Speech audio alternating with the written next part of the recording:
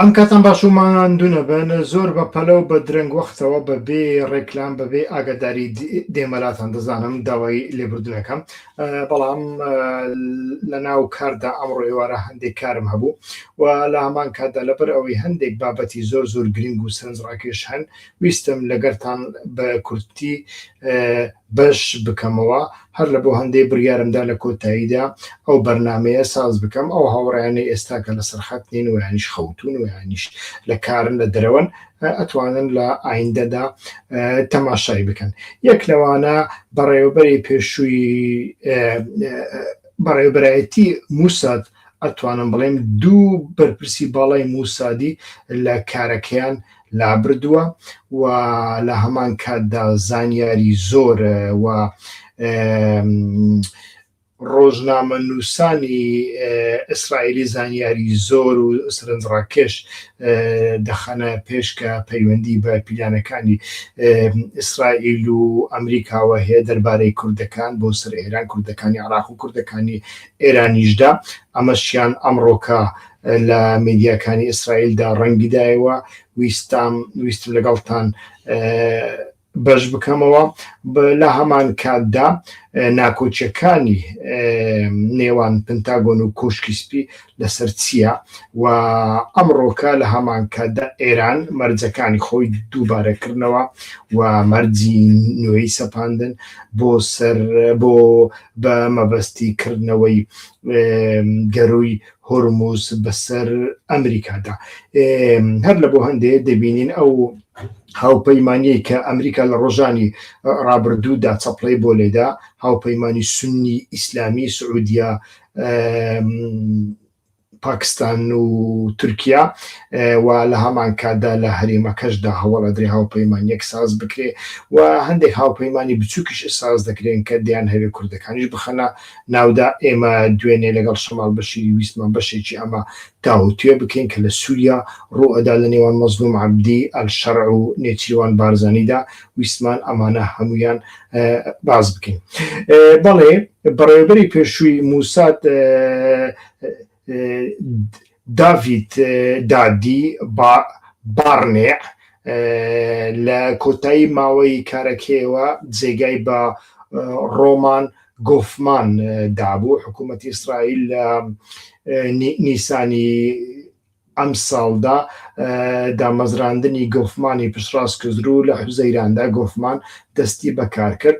لە هەواڵەکانی ئەمڕۆدا باس لەوە دەکرێت کە گۆفمان دوو بەرپرسی باڵای موسادی لە کارەکانیان ڕابردووە. هۆکاری ڕاگەنرا و پەیوەندی بە پیلانی شکست خواردووی گۆڕینی ڕژێمی ئێرانەوەیە. ئەو دوو کەسە لە دانانی استراتیژیەدا لە دانانی ئەو پیلانەدا بەشداربوونەوە ڕۆلی سەرچیان هەبووە هەر لە بۆ هەندێ بۆینە تا قوربانی. بەپێی هەندێک راپۆرتی ئیسرائیلی لە ناو موساددا ناڕەزایی زۆر دروست بووە. هەندێک کارمەند ئەم هەنگاویان بە بڕیاری سیاسی و پەیوەندیدار بە بنیامین نەتەنیاهو لێکداوەتەوە، بەڵام ئەمە بۆچوونی سەرچاوە ناوخۆیەکانە هێشتا حەقیقەتێکی سەلمێنراو نییە. خۆی لە خۆیدا پێشتر بارنێ ئەواتە بەڕێوەبەری پێشووی موساد لە ساڵانی کۆتایی کارەکەیدا بە تایبەتی لەسەر ئێران و گۆڕینی ڕژێمی ئێران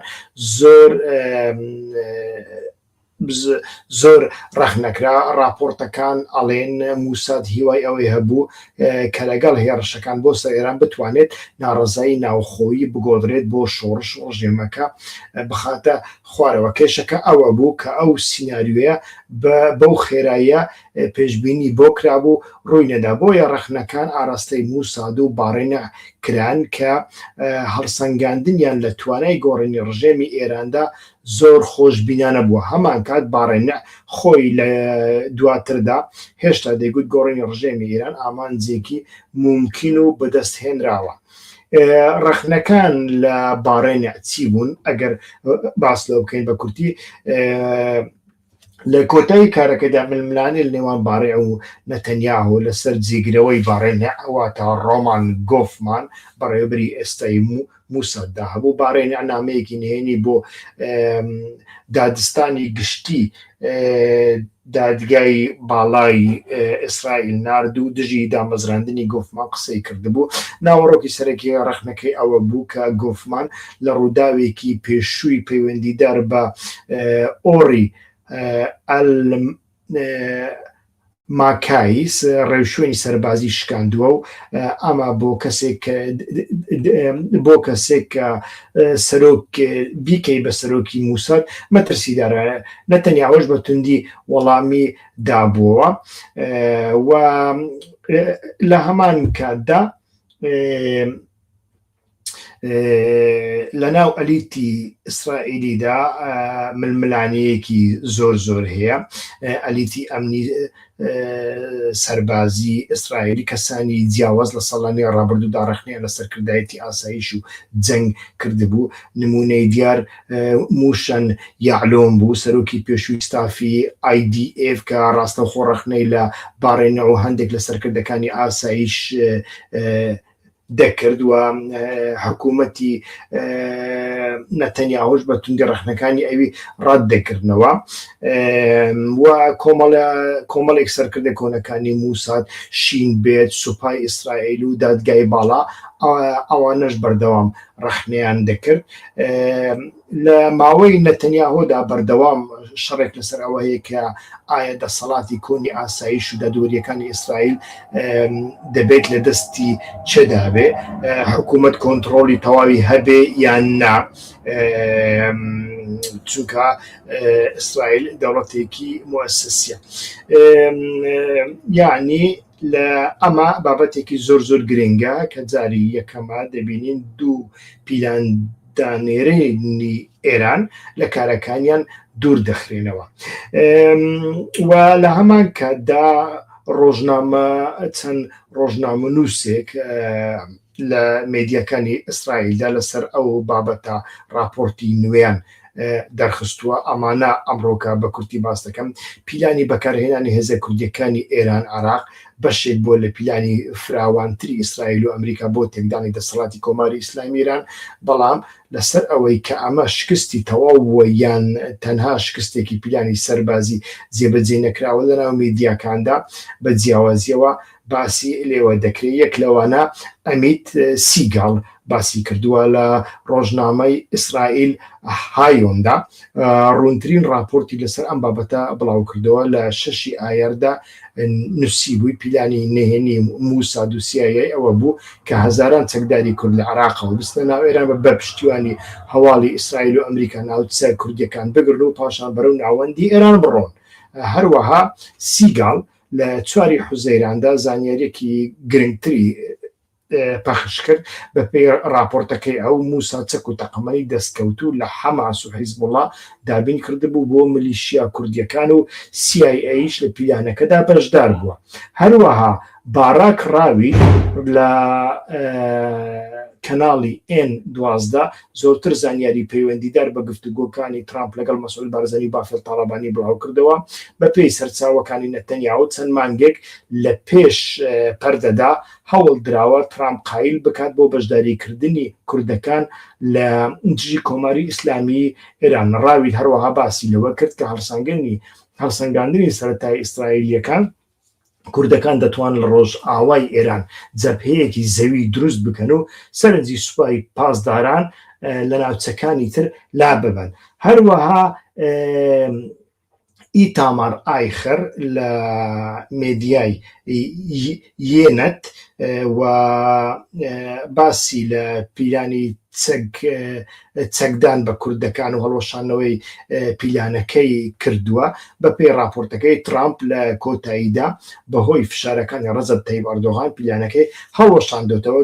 تورکیا ترسی لەوە هەبووە کە ئەمە بێتەوەی پەرەسەندنی بزوتنەوەی سربەخۆیی کوردی، کەواتە بۆچی پیلانەکە هەڵوەشێنرایەوە.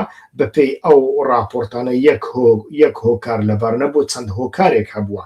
بە پێی ئەو ڕۆژنامە نووسانە پیلانەکە لە مێدیاک دەرکەوت و سوپرایزەکە لە دەست و ئەمە سەرەتای راپۆرتی چەناڵ 12 چەناڵ 12 کە تایمس ئۆف ئیسرائیل کورتی کردوتەوە دەڵێت کاتێک هەواڵی هێرشی کوردەکان پێش جێبەجێکردنی بڵاو بووەوە ئێران دەستی کرد بە قایمکردنی بەرگریەکانی لە باکووری ڕۆژئاوای وڵات و فشاری خستە سەر کوردستانی عراق و بەغدا.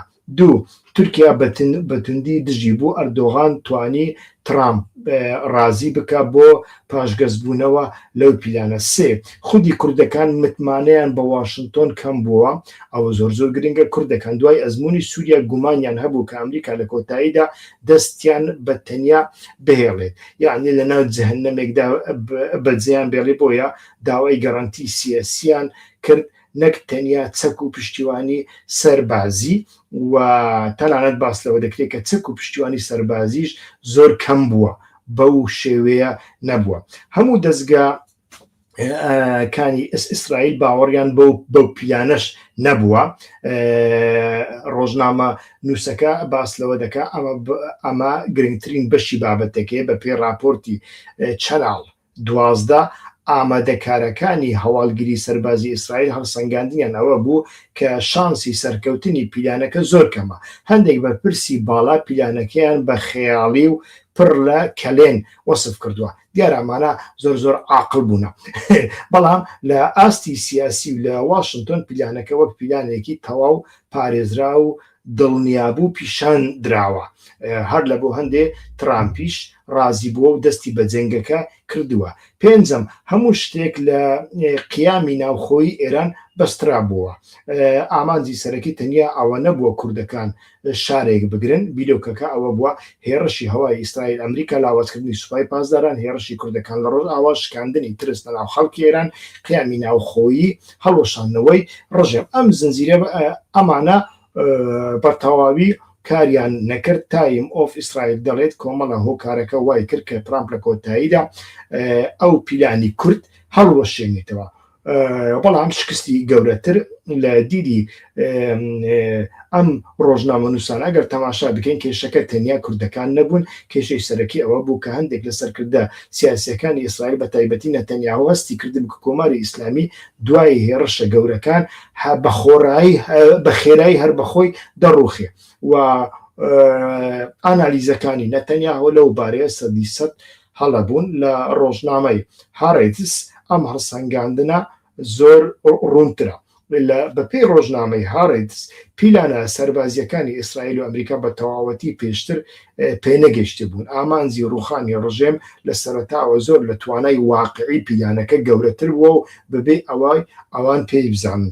ئەمەش ڕوون دەکاتەوە بۆچی ئێستا لە ناو موساد باس لە لابردنی دوو بەرپرسی باڵا دەکرێت. ئەو دوو بەرپرسە بە شێوەیەکی نزیک لە پیلانە شکست خواردۆکەی گۆڕینی ڕژێمی ئێران پەیوەندیدار بوونە و نەخشەدانەر بوونە.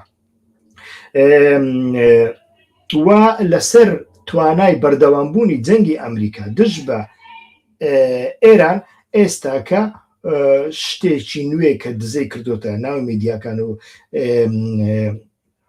ترامپ زۆر ناڕازیە. راپۆرتێکی زۆر گرنگی واشنگتۆن پۆست لە 5 ئۆگستۆس دەڵێت لە کۆبوونەوەی ترامپ و پیت هێکسێت لە کەمپ دەیڤیددا ترامپ بەتوندی پرسیاری کردووە بۆچی پێشتر بە دروستی ئاگادار نەکراونەوە کە کۆگای موشک و تەقەمەنیە گرنگەکانی ئەمریکا بە شێوەیەکی جددی کەم بوونەتەوە. ئەمە گرنگە چونکە ئەگەر واشنگتۆن بخوازن هێرشێکی گەورەی دووەم و سەیەم زیاتر ئەنجام بدات بۆ سەر کێشەکە، تەنها ئایا ترامپ دەیەوێت ویانیش پرسیاری دیکەیە ئایا پنتاگۆن توانای ئەوەی هەیە هێرشێکی درێژخایان بکات و لە هەمان کاتدا ئیسرائیل پایگەکانی ئەمریکا لە ناوچەکە بپارێزێت.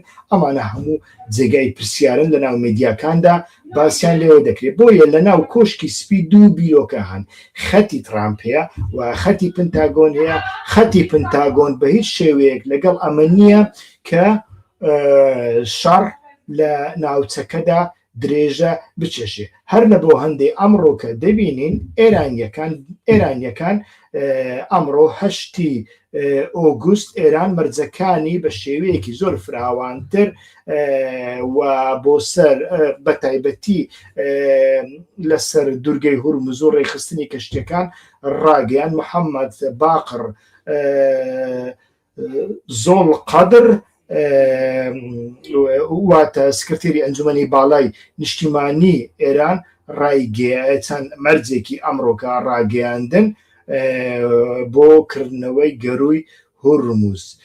یەک هەڕەشەکردن لە ئێران و سەرکردەکانی کۆتایی پێبێنرێت، هەموو هێڕش و عملیاتی سەربازی دژ بە ئێران و هاوپەیمانە ناوچەیەکانی کۆتایی پێبێت. لە ڕاگەیاندراوە حیزبوڵڵا، حەماس و حوسیەکان و هاوپەیمانی عێراقیش ناویان هاتووە. سێ بلۆکادەی دەریایی لەسەر بەندەرەکانی ئێران لا ببرێت. چوار هێزە سەربازیەکانی ئەمریکا لە دەوروبەری ئێران بکشێنەوە. پێنج قەرەبووی زیانەکانی جەنگ بداتە ئێران. زۆر قەدر باس لە زیانەکانی جەنگی 2025 و 2026 کردووە. شەش هەموو سزا و گەمار و ئابوووریەکانی ئەمریکا لەسەر ئێران لا ببرێن و داراییەکانی ئازاد بکرێن. بەڵێ یعنی لەو تابلۆیانەدا هەمووی بۆتان دەردەکەوێت کە ڕەوشەکە لە چه ئاستێکدایە و شکستەکانی ئیسرائیل لە چه ئاستێکدانا. دوورخستنەوەی دوو بەڕێوەبەری گەورەی موساد کە پیلانداڕێژەری ئەو جەنگە بوونە، جەنگێکی وها گەورە، ئەمە خۆی لە خۆیدا نیشانی ئەوەیە کە ئیسرائیل و ئەمریکا گەیشتونەتە قەناعەت کە کۆتایی هاتووە و ئێستاکە مەرجەکانی ئێرانیش بەو شێوەیە کە هیچ منەتی بە ئیتیفاقا سونیە عەرەبیە ئیسلامیەکانی ناوچەکەش نییە، تەنانەت ئەمڕۆکە شێڕشەکرایە سەر سعودیا نیشان دەدا کە دەستی ئێران لەو شەڕەدا چەند کراوەیە. دەستی ئێران کراوەیە لەبەر ئەوەی شکستی ئەمریکا و ئیسرائیل شکستێکی زۆر گەورەیە. دەبێت لەو ڕوانگەیەوە تەماشا بکەین، ینی بزانن لە کوێوە هات نەچوێ، لە ڕژێم چێنجەوە هات نەچوێ ئێستاکە. بەڵێ ویستم ئەمڕۆکە بە کورتی ئەمەتان بۆ باز بکەم لەبەرەوەی کاتەکەی زۆر درێنگە بۆ منیش. ئەگەر پرسیارێکتان هەبێ هەوڵ بدەن لە دوای تەواوبوونی لایفەکە لە بەشی چاتدا بنووسن و ڤیدیۆکانمان شێر بکەن، لایک بکەن، بەردەوام زەنگوڵی ئاگدارکردنە و کەرەوەش چرکە بکەن. هەتا بەرنامەی ئایندە کاتێکی خۆشتان بۆ دەخوازم. سوپاس بۆ بەشداریتان هەربژی.